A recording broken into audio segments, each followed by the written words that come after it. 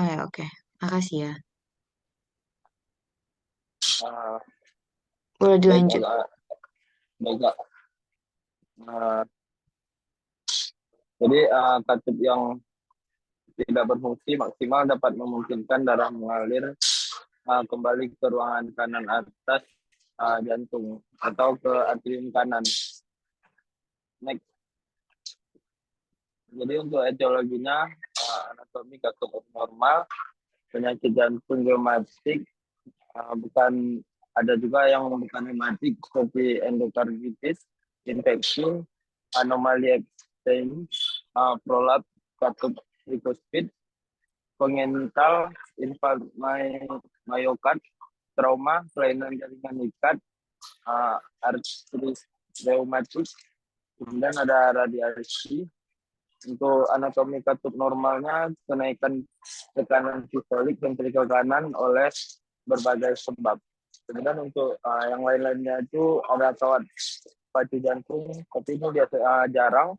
Kemudian ada hipertiroidisme, ada endokarditis, leuker, kemudian ada aneurisma sinus pulsat.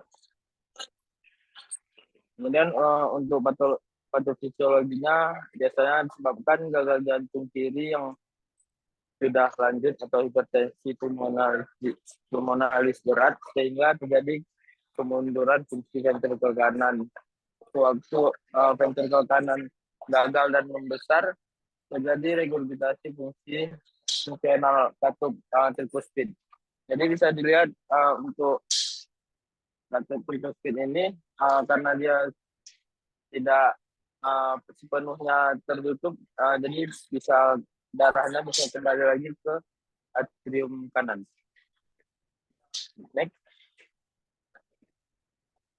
Kemudian diagnosisnya auskultasi bising sepanjang sistol. Kemudian untuk EKG, pembesaran atrium kanan, gelombang P-nya tinggi dan sempit, dikenal sebagai P pulmonal. Bila irama sinus normal, fibrilasi atrium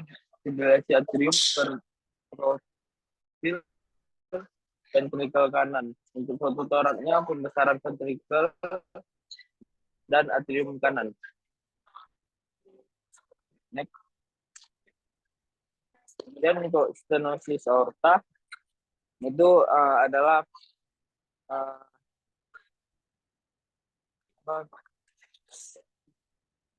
sulitnya untuk terbuka katup aorta.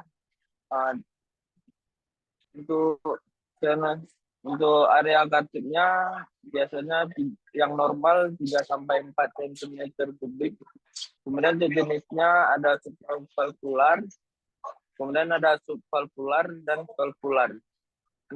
Etiologinya kongenital, demam rematik, arteriosklerosis. Untuk patofisiologinya terjadi perbedaan tekanan antara ventrikel kiri dan aorta. Pada awalnya fungsi hipertrofi, kemudian bila mekanisme kompensasinya tersebut menjadi gagal jantung tidur.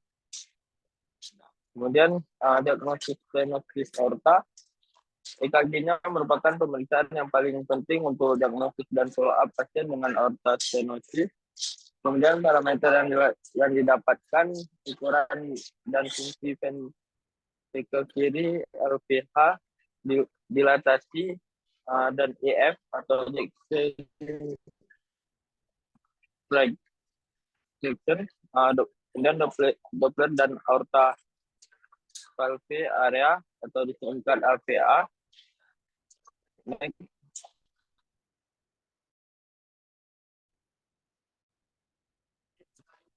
Untuk aorta regurgitasi, gangguan penutupan daun katup aorta saat diastol terjadi di dilatasi dan hipertrofil ventrikel kiri, Penyebabnya ada endokarditis, infeksi, kongenital, hipertensi, Marfan syndrome. Kemudian aorta regurgitasi bisa asimptomatik selama bertahun-tahun, keluhan ischemia, ortopenia, palpitasi, dan angina. Pada auskultasi didapatkan humor diastolik, high pitch, blowing, dan dextrose. Kemudian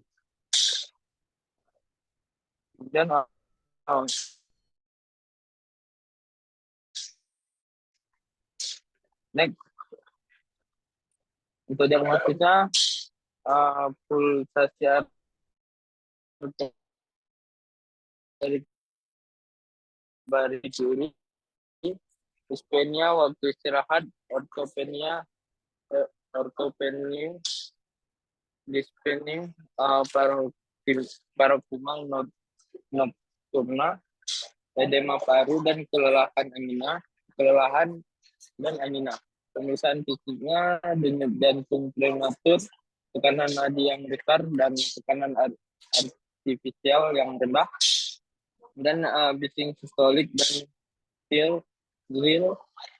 Kemudian ada bising mid atau latin, diastolik.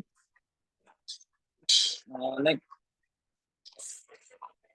pemeriksaan penunjang untuk EKG-nya hipertrofil ventrikel kiri, regurgitasi aorta kronik berat, depresi segmen ST, dan gelombang T tetap baik pada LED 1, APL, V5, dan V4. Kemudian sepanjang QRS. Untuk foto toraknya, ventrikel kiri membesar, atrium kiri membesar, dilatasi aorta, edema paru. Diagnosis banding, ruptur sinus, falstaf, regurgitasi pulmonar.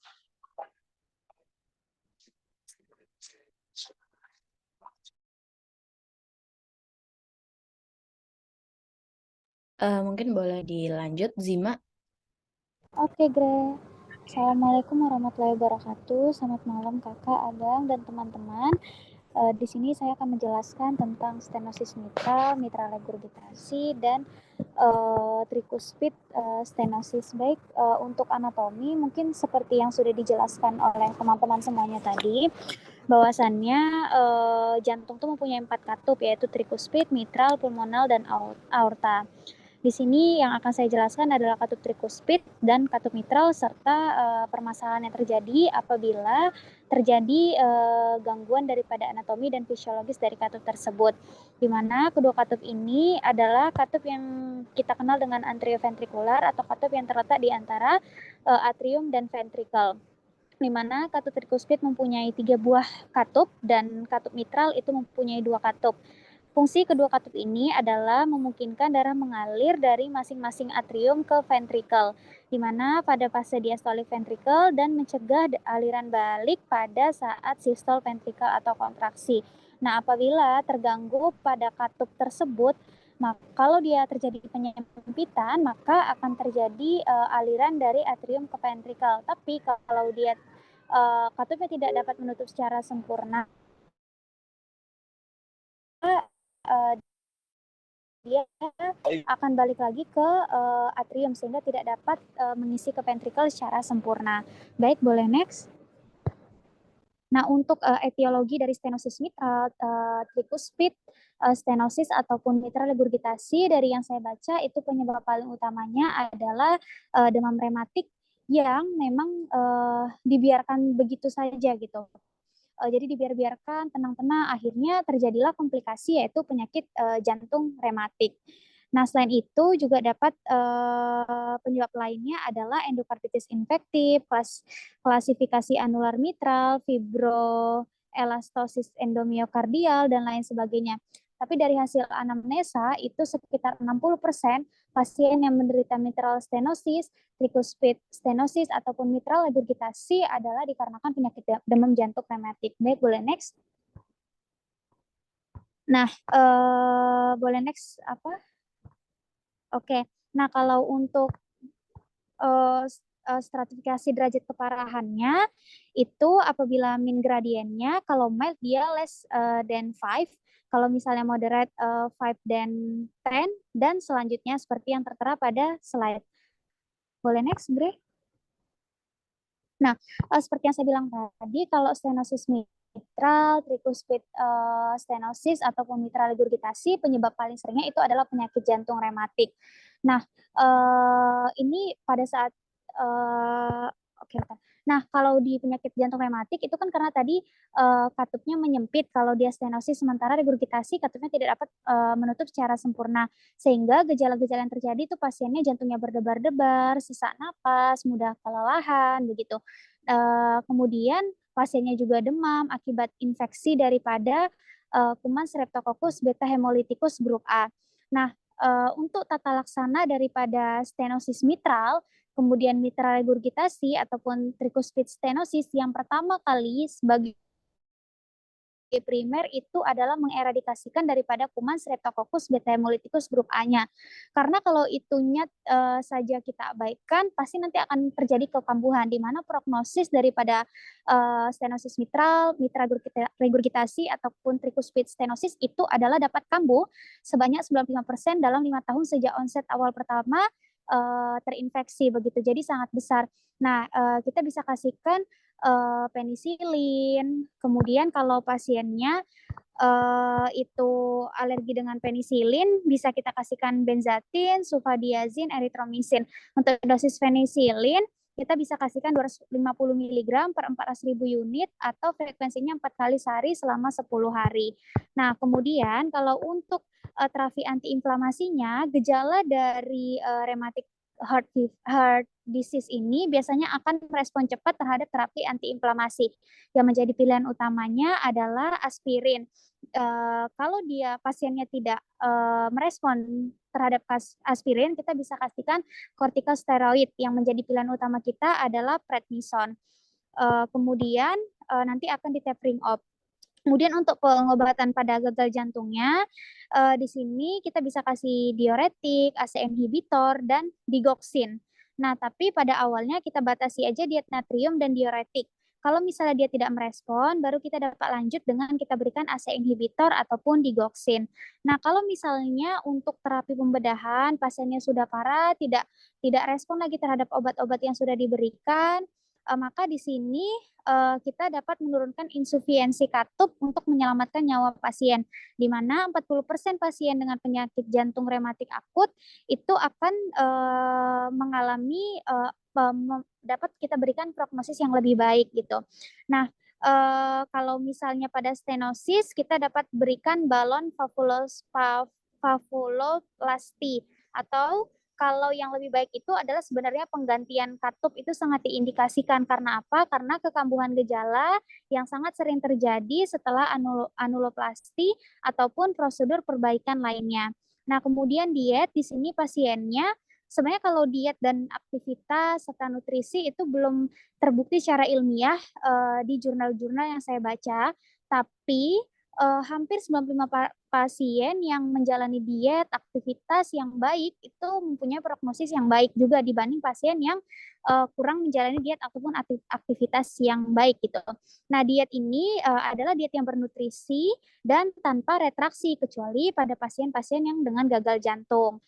Nah, kemudian untuk suplemen kalsium itu diperlukan bila pasiennya menggunakan steroid tadi untuk antiinflamasinya ataupun diuretik. Nah, untuk aktivitas di sini adalah pasien melakukan tirabaring ataupun istirahat yang cukup. Baik, begitu juga dengan yang tricuspid atau tricuspid stenosis ataupun mitral regurgitasi. Mungkin sekian, Gre, izin. Terima kasih Kakak Abang dan teman-teman. Oke, baik. Mungkin saya menambahin ya, Kakak Abang dan teman-teman. Mungkin tadi ada belum dijelasin tentang murmurnya. Kalau untuk stenosis mitral kan berarti dia nggak bisa membuka dengan sempurna ya mitralnya. Jadi biasanya kalau mitral itu sama dengan tricuspid karena posisinya di atrioventrikular. Jadi kalau misalnya dia nggak bisa membuka, berarti itu pas fase mitral, berarti dia pas fase diastolik gitu kan. Jadi kalau misalnya regurgitasi dari mitral atau aorta, dari mitral atau tricuspid itu berarti dia nggak bisa menutup dengan sempurna, berarti itu di fase sistolik. Nanti itu nama murmurnya pansistolik. Mungkin nambahin itu aja. Mungkin lanjut sama pulmonal stenosis. Jadi kalau stenosis itu kan obstruksi, jadi tidak bisa membuka dengan sempurna. Nah, lokasi katup daripada pulmonal ini berada di ICS2 linea parasternal sinistra. Jadi itu di sebelah sini. Jadi nanti kalau misalnya kita mau dengar pemeriksaan fisik murmurnya, dia bakal lebih kuat di sebelah sini. Dan itu biasanya suaranya itu dia ini apa? Crescendo decrescendo, jadi dia meningkat baru nanti dia perlahan menaik. Nah, itu sangat terdengar pada saat pasiennya kita suruh inspirasi dan kita taruh stetoskop di left intercostal space second dan third close to the sternum. Nah, ini bakal beradiasi sampai ke leher dan sering didahului dengan ejection click tapi hilang pada pulmonal stenosis yang berat. Nah, untuk penyebab daripada pulmonal stenosis sendiri itu jarang. Penyebab terbanyaknya itu adalah deformitas katup kongenital dan sangat jarang, tapi ada juga yang menyebabkan pulmonal stenosis seperti sindrom karsinoid, di mana pembungkus dan imobilisasi daun katup itu di mana terjadi imobilisasi daun katup atau leafletnya, kemudian kompresi ekstrinsi dari tumor kardiak atau aneurisma pada sinus falsafah. Dan ini juga berhubungan dengan Noonan syndrome, tetralogy of Fallot, kemudian Williams syndrome, dan juga congenital heart defect. Jadi bentuk katup daripada pulmonal stenosis ini bisa berbentuk bicuspid, kemudian unikomisural, akomisural, dan dysplastic. Pada saat katup pulmonal ini stenosis atau tidak bisa membuka dengan sempurna, ini akan meningkatkan beban kerja dari right ventricle, dan yang akan terjadi itu adalah hipertrofi right ventricle. Nah, gejalanya itu bisa berupa fatigue, mudah lelah, dyspnoe, kemudian exertional presyncope, atau bahkan bisa sampai sinkop, sampai juga gagal jantung kanan. Nah, itu dikatakan berat jika gradien tekanan sistolik puncaknya itu melintasi katup, itu kita dapatkan lebih dari 80 mm air raksa, dan sedang itu kalau misalnya 40 sampai 80 mm air raksa, dan juga ringan itu kalau di bawah 40 mm air raksa. Nah, ini untuk pasien yang dengan gradien sedang berat itu bergejala biasanya, dan terapi efektifnya itu biasanya transkateter balon valvuloplasty, dan untuk tata laksana yang severe pulmonal stenosis dan simptomatik itu biasanya kita tata laksana dengan balloon dilatation. Untuk mix pulmonal stenosis dengan juga pulmonal regurgitasi itu biasanya berketerlibatan dengan karsinoid, itu biasanya kita tata laksana dengan patch annuloplasty pada pulmonic valve replacement-nya. Dan yang paling sering digunakan pada tata laksana pulmonal stenosis ini adalah kateter VVR, dan prognosisnya biasanya baik setelah surgical. Ini merupakan salah satu manifestasi dari pulmonal stenosis, di mana ini tuh merupakan salah satu dari 4 yang ditemukan pada tetralogy of Fallot selain right ventricular hypertrophy, ventricular septal defect, sama overriding aorta, ditemukan juga pulmonary stenosis.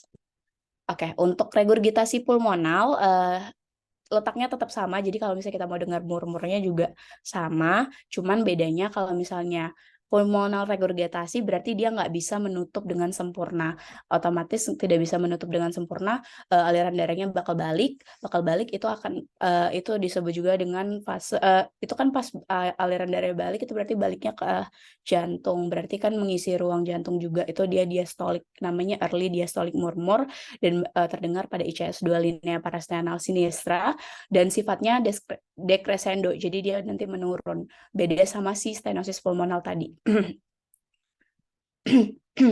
Terus etiologinya itu bisa dilatasi cincin katup. Ini biasanya disebabkan oleh hipertensi pulmonal kronik atau sekunder akibat stenosis mitral rheumatik. Jadi ini bisa disertai dengan Bising Graham Still. Kemudian juga ada penyakit jantung pulmonal dan sebab lain daripada hipertensi pulmonal. Nah, untuk yang paling jarang itu ada iatrogenik dan akibat tindakan operatif dari stenosis pulmonal ataupun TOF. Kemudian pada severe pulmonal regurgitation itu kita dapat tekanan arteri pulmonalis dan ventrikel kanan pada akhir fase diastoliknya sama atau mendekati sama. Kemudian untuk regurgitasi pulmonal akibat kelainan kongenital atau yang biasa disebut dengan primer, itu biasanya tanpa disertai dengan hipertensi pulmonal. Jadi bising diastoliknya bakalan nadanya itu rendah dan bersifat crescendo decrescendo. Kalau tadi kan decrescendo, kalau misalnya dia diakibatkan oleh yang sekunder bukan yang karena kongenital. Kemudian untuk ini kalau misalnya yang hipertensi pulmonal dia bakal bising diastoliknya nadanya tinggi, meniup dan decrescendo. Nah, selain regurgitasi dan stenosis, itu juga didapati penyakit valvular heart disease, itu ada atresia katup jantung. Atresia ini berarti tidak terbentuk dengan sempurna katup jantungnya, dan ini biasanya bawaan lahir atau kongenital, dan itu yang paling sering adalah tricuspid atresia dan juga pulmonary atresia. Untuk tricuspid atresia, itu katup antara atrium kanan dan juga ventrikel kanannya itu tidak terbentuk. Nah, kalau misalnya pulmonary atresia, itu katup antara ventrikel kanan dan juga paru-paru tidak terbentuk sehingga darah tidak bisa mengalir ke paru-paru. Nah, ini untuk anatomi daripada atresia pulmonal, dia biasanya nggak hanya berdiri sendiri dan biasanya ditemani dengan patent ductus arteriosus, kemudian atrial pulmonary valve, dan juga biasanya ventrikel kanannya itu mengecil. Nah, ini bersifat kongenital dan biasanya bayi dengan atresia pulmonal ini kalau misalnya dia begitu lahir, dia bakalan cyanotic. Jadi dia ini masuk ke PJB cyanotic. Dan sangat jarang ditemukan. Kalau untuk ini tuh bisa juga karena genetik, di mana ada cacat pada gen ataupun kelainan daripada kromosomnya. Jadi gagalnya proses pembentukan dari katup pulmonal ini sehingga menyebabkan tidak terdapat hubungan antara ventrikel kanan dan juga arteri pulmonal yang dapat diikuti dengan ventrikel kanan yang kecil yang tadi itu yang di anatominya. Dan untuk itu gejala dan diagnosisnya ini bisa segera setelah lahir. Kalau misalnya bayinya begitu lahir cyanotic, itu bisa kita curigai atresia pulmonal, atau bisa juga didapat sebelum lahir melalui USG prenatal. Untuk gejala dan tandanya paling jelas adalah cyanosis pada hari-hari pertama lahir, kemudian kelelahan yang ekstrim, kulit pucat, dingin atau lembab, masalah pernafasan dan masalah makan. Untuk bunyi jantung keduanya terdengar tunggal atau single, dan tidak terdengar adanya murmur pada sela iga 2 sampai 3 parasternal kiri karena arteri pulmonalnya itu atretik, jadi tidak ada. Untuk fotoronsennya itu kita bisa mendapatkan bentuknya kardiomegali dengan vaskularisasi parunya itu berkurang. Untuk terapi farmakonya biasanya pada pasien dengan atresia pulmonal maupun atresia tricuspid nantinya bakal dikasih prostaglandin intravena untuk mempertahankan ductus arteriosus tetap membuka sambil menunggu intervensi yang lebih lanjut. Jadi dipertahankan ya ductus arteriosusnya. Kemudian untuk surgicalnya bisa septostomi atrial dengan balon, dan juga bisa koreksi total dengan pembuatan ligasi kolateral pada anak dengan usia lebih dari 1 tahun. Nah, untuk tricuspid ini bedanya dia itu di letaknya aja, tapi sama-sama juga biasanya penyakit jantung bawaan, di mana tricuspidnya itu hilang atau berkembangnya itu secara tidak normal, sehingga menghalangi aliran darah dari atrium kanan ke ventrikel kanan. Jadi dari atrium kanan ini tidak ada katupnya, jadinya dia bakalan alirannya seperti ini. Kemudian untuk atrium kiri, di atrium kiri nanti darahnya itu kan, kalau atrium kiri itu dapatnya dari paru-paru kan, berarti darahnya kayak oksigen. Nanti itu bakal bercampur dengan darah yang miskin oksigen, sehingga nanti dipompa keluar dengan dalam tubuh itu dari ventrikel kiri itu kadar oksigen dalam darahnya itu menjadi lebih rendah dari normal karena bercampur. Jadi gejalanya itu dapat juga dilihat cyanosis karena rendahnya kadar oksigen dalam darah, kemudian takikardi, kemudian takipno, kemudian kelelahan, kemudian pertumbuhan yang buruk, serta sesak nafas. Untuk farmakologisnya sama tadi, prostaglandin S1 yang ini, kemudian surgicalnya dia pembedahan untuk memperbaiki kondisi. Nah, ini mungkin endokarditis infektif bisa jadi salah satu penyakit yang menyebabkan penyakit katup jantung.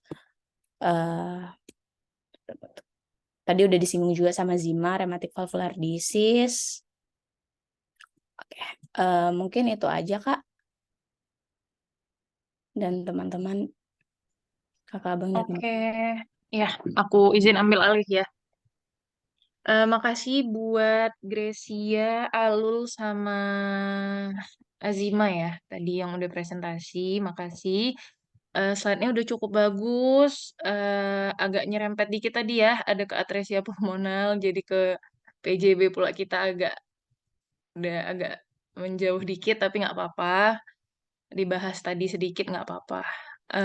Sebenarnya udah cukup lengkap karena sebenarnya kalau untuk topik ini sebenarnya ini topik yang cukup berat ya karena untuk memahami penyakit jantung katup ini sebenarnya pun untuk bisa mendiagnosis itu gold standarnya dari echo. Dan untuk memahami Eko secara lebih dalam itu udah bagian dari residen ya sebenarnya dari PPDS. Jadi sebenarnya koas belum ada dituntut untuk bisa ngerti dan paham tentang itu. Jadi kalau untuk topik ini, untuk koas sebenarnya nice to know aja gitu. Jadi cukup tahu aja tentang si penyakit jantung katup ini. Jadi kalau si jantung katup ini, yang paling penting itu ini, sesuai sama yang sudah ditampilkan di slide. Yang paling penting kalian tahu itu yang pertama ya tahu dulu kalau mau auskultasi jantung itu dengarkan katupnya di bagian mana aja. Ini sesuai sama si slide yang lagi ditampilkan, katup aorta di ICS 2 linea parasternal kanan, katup pulmonal di ICS 2 linea parasternal kiri, katup trikospit ICS 4 linea parasternal kiri juga. Mitral bisa di ICS 4, bisa di ICS 5 linea mid clavicularis sinistra. Yang paling penting itu harus tahu, jadi nggak asal ditempel aja stetoskopnya, dan jadi tahu juga itu murmur yang didengar asalnya dari katup mana. Terus yang kedua, paling yang penting itu untuk mendengarkan murmur, ya.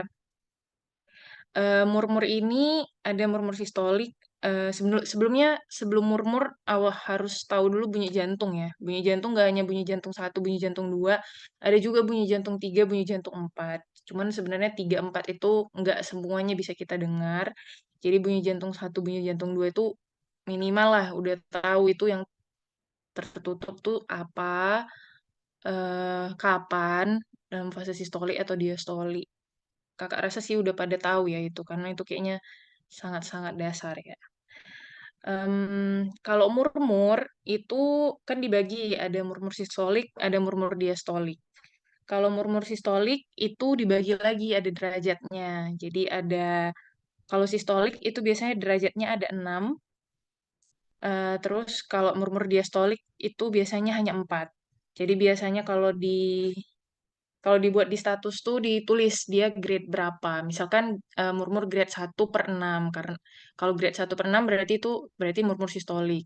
Kalau murmurnya misalkan 1/4 berarti murmur diastolik. Jadi jangan salah, misalkan nanti mungkin ada nulis buat status di ujian, jangan pula buat murmur mid diastolik grade 1/6. Nanti salah ya. Karena diastolik hanya 4. Kalau murmur sistolik itu kalau derajat satu dia itu hampir tidak terdengar. Kalau derajat 2 dia lemah tapi masih bisa didengar. Derajat 3 dia udah bisa terdengar. Derajat 4 dia udah terdengar juga. Terus kadang ada kalau kita lihat dari palpasi ada trill. Terus derajat 5 dia tuh udah sangat jelas. Kalau derajat 6 eh, stetoskop kita nggak nempel pun 1 sampai 2 senti aja kita taruh di atas dadanya itu udah kedengaran sekali. Itu yang grade 6. Kalau yang diastolik itu ada 4. Kalau satu sama kayak sistolik hampir tidak terdengar. Grade 2 lemah tapi masih bisa didengar. Grade 3 mudah didengar. Grade 4 sangat jelas didengar. Terus sebenarnya ini udah agak larut sekali ya. Cuman kakak ada sih ini suara-suara jantungnya, tapi ya aku yakin lah kalau kalian ada kerinduan untuk mendengarkan itu di YouTube banyak sih. Kalau mau beda-bedain murmur sistolik, murmur diastolik gimana. Sebenarnya kalau di UKDI nanti murmur ini biasanya sering juga keluar. Nah, biasanya itu dulu kami kalau belajar UKDI itu ada singkatannya. Jadi singkatannya itu ada MISAS sama MSAID. Jadi MISAS itu kan MISAS, ya kan? Eh, Kalau misas itu artinya yang depan itu M M sama S kan belakangnya. Berarti itu murmur sistolik. Nah, ini kalian udah punya ya. Nah, ini bisa dipelajarin nih. Jadi ini cara cepat sih sebenarnya untuk jawab soal ujian, tapi sebetulnya lebih gampang memahami daripada menghafal. Jadi dipahami aja itu sistolik itu dia fase yang gimana. Jadi sistolik itu fase ketika jantung lagi kontraksi dan dia memompahkan darah ke seluruh tubuh. Kalau diastolik itu dia fase lagi dilatasi, artinya darah masuk dari seluruh tubuh ke masuk ke jantung. Jadi dengan kalian paham, jadi kalian pun ngerti nih kenapa misas ini bisa si stenosis aorta, kenapa si MZ ini bisa regurgitasi aorta. Sama bedakan juga harus ngerti dulu dasarnya regurgitasi sama stenosis itu apa. Kalau kalau regurgitasi itu dia nggak bisa eh, regurgitasi itu dia nggak bisa tertutup dengan sempurna ya. Jadi waktu dia ngalirkan darah, dia nggak bisa terbuka dengan sempurna. Jadi waktu dia ngalirkan darah itu kan harusnya katup jantung tuh kan kayak seolah-olah kayak gini lah, dua. Jadi dia nggak bisa tertutup dengan sempurna. Jadi masih ada aliran balik kan harusnya fungsi katup itu mendorong aliran itu maju ke depan. Jadi dari atrium dia maju ke ventrikel. Nah, waktu dia regurgitasi itu kan harusnya dari atrium semuanya masuk ke ventrikel. Waktu dia regurgitasi, karena dia nggak bisa sempurna, jadinya ada aliran balik lagi ke atrium. Jadi nggak semuanya terpompakan ke ventrikel. Kalau stenosis itu dia katupnya kaku. Jadi dia menutupnya nggak sempurna. Jadi waktu aliran darahnya lewat itu sama juga, nggak semuanya yang turun ke bawah, tapi nggak ada aliran baliknya gitu. Terus yang penting juga balik lagi ya, ini kan penyakit penyakit jantung katup kayak yang udah kakak bilang kemarin sebelumnya waktu eh, bimbingan ACS. Kalau untuk kalian koas ya semuanya harus dimulai dari anamnesis ya. Jangan lupakan itu. Pokoknya penyakit apapun itu, dimanapun nanti stase kalian, pasti akan selalu diajarkan ya mulai mendiagnosis dari anamnesis dulu. Kalau di penyakit jantung katup ini biasanya mirip-mirip semua gejalanya. Jadi biasanya itu gejalanya yang mudah lelah, ada paroxysmal nocturnal dyspnea, ada ortopnu. Tadi agak salah ya kayaknya Alul mengucapkannya. Jadi itu bacanya ortopnu, paroxysmal nocturnal dyspnea, eh apalagi satu lagi ya, dyspnea di effort gitu. Jadi kalau kayaknya udah ada yang ngajarin kalau nggak salah ya. Kalau dyspnea di effort itu dia kelelahan saat beraktivitas, ya kan. Kalau ortopnu itu dia kalau baring lurus dia lebih mudah sesak. Jadi biasanya kita tanya pasiennya di rumah gimana kalau terlentang sesak enggak? Terus biasanya di rumah tidur pakai berapa bantal? Itu kalau ortopnu. Kalau eh, paroxysmal nocturnal dyspnea dia suka kebangun malam-malam gara-gara sesak. Terus biasanya rata-rata gejalanya itu ya, kecuali nanti di stenosis aorta ya. Biasanya gejalanya itu eh, agak khas dia. Jadi ada tiga biasanya gejalanya, ada angina, sinkop, sama gejala gagal jantung. Sama si regurgitasi aorta juga agak khas itu karena biasanya kalau kita TTV biasanya rentang sistol sama diastolnya agak jauh. Jadi jangan terkejut misalkan nanti jumpa pasien tensinya 120/20 jauh kan. Nah, itu biasanya yang khas-khasnya. Terus apa lagi ya? Ya tetaplah mulai dari anamnesis, tanya eh, tanya gejala-gejalanya, baru lakukan pemeriksaan fisik. Kalau di ada Malik paling banyak sih memang mitral stenosis yang paling sering kita jumpai kalau di ruangan. Karena mitral stenosis paling banyak RHD, jadi harus tahulah diagnosa RHD. Ya kan tadi sempat disinggung juga tuh sama si Gracia di slide-nya. Kakak yakin bisalah dicari itu ya kriteria-kriterianya. Sama eh, salah satu penyebab lain juga yang paling sering itu endokarditis infektif. Nah, itu ada juga kriteria-kriterianya, coba dibaca. Dan kalau bisa ya dihafal, karena minimal tahu lah cara mendiagnosisnya, berapa kriteria, untuk tegak diagnosisnya berapa mayor, berapa minor, ya kan? Mungkin itu aja sih kalau dari penyakit jantung katup. Kira-kira ada yang mau ditanya?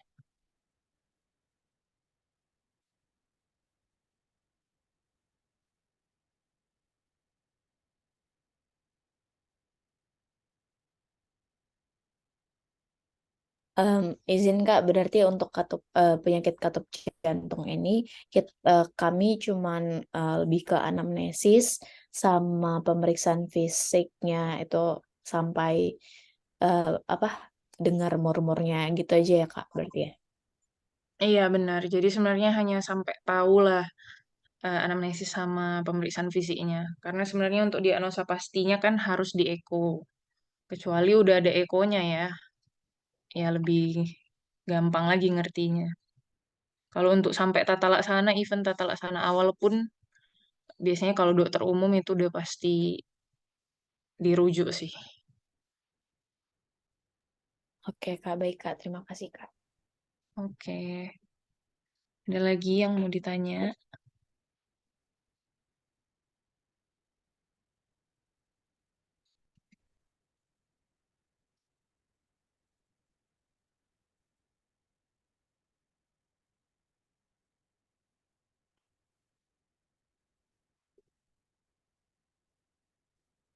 Kalau nggak ada lagi yang mau ditanya, eh ini teman-teman PPDS ada yang mau menambahkan mungkin?